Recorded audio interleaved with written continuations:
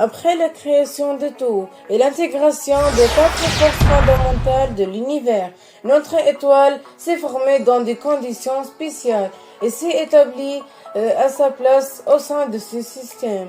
De nombreuses planètes rocheuses sont entrées en collision, donnant naissance à une nouvelle planète nommée Jupiter. Cette planète est une géante gazeuse composée d'hydrogène et d'hélium.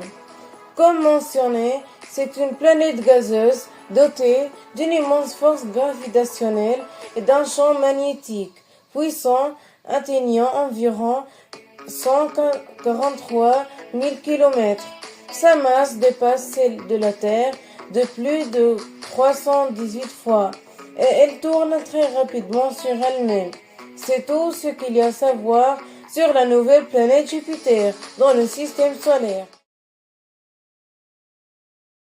Il y a environ 4,5 milliards d'années, notre Soleil était entouré de nombreuses jeunes planètes et d'éléments constitutifs planétaires en orbite. Jupiter a été la première des géantes gazeuses à se former, probablement à partir d'un noyau solide qui a rapidement accrété du gaz. Saturne s'est ensuite formé, également en tant que géante gazeuse composée principalement d'hydrogène et d'hélium, avec un diamètre d'environ 120 000 km et une masse environ 95 fois celle de la Terre.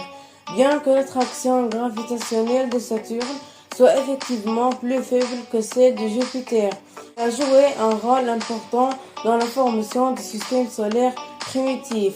J'espère que vous avez apprécié cette vidéo sur la formation des géantes gazeuses de notre système solaire. Notre système solaire primitif. Notre Soleil abritait deux planètes géantes gazeuses, Jupiter et Saturne. On pensait alors qu'elles étaient les seules planètes gazeuses du système solaire. Plus tard, les choses ont évolué. Les deux autres planètes géantes sont apparues, Uranus et Neptune. Tout d'abord, laissez-moi vous présenter la planète Uranus. Cette géante de glace est principalement composée de méthane et de sulfure d'hydrogène. Elle a une couleur bleu clair vif et mesure environ 51 000 km de diamètre. Sa masse atteint 14 fois celle de la Terre et elle occupait la troisième position dans notre système solaire primitif. Maintenant, parlons de la planète Neptune. Cette géante de glace est très similaire à Uranus dans sa composition. Elle se compose principalement de méthane et d'ammonianite. Son diamètre est d'environ 50 000 km et une masse atteint 13 fois celle de la Terre. Elle occupait la quatrième position dans notre système solaire primitif.